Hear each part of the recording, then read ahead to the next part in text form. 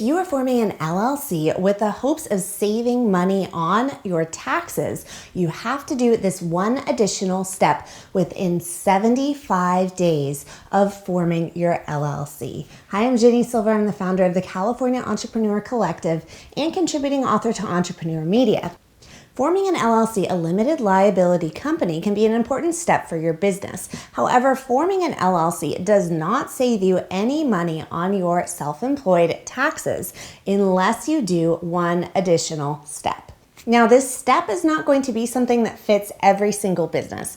You need to make sure that you have several things already lined up in place and a minimum regular income that you can count on in order to make this step worthwhile and actually save you money on taxes instead of make it more costly. And that step is electing S Corp tax status. Forming a single member LLC does not change the way that your business is taxed. You are still going to be taxed the same way that a sole proprietor would be taxed unless you file Form 2553 with the IRS to change your tax status.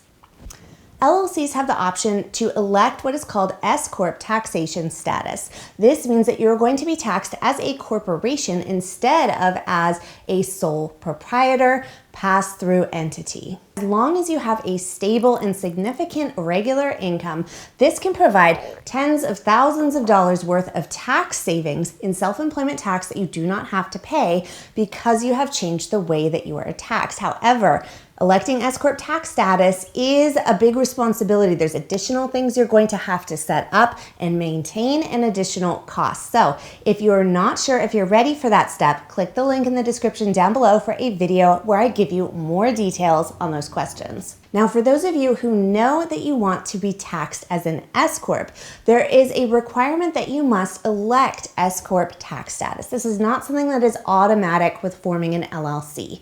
In order to do this, you are going to file Form 2553 with the IRS, but there is a strict time limit on when you must do this by.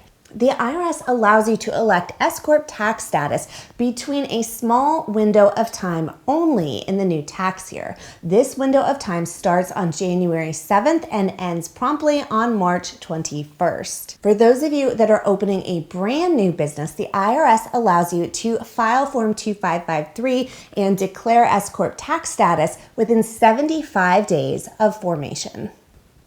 In order to access this form and more information at irs.gov, click the links in the video description. Okay, you guys, I hope that was helpful. Let me know your questions about S Corps down below.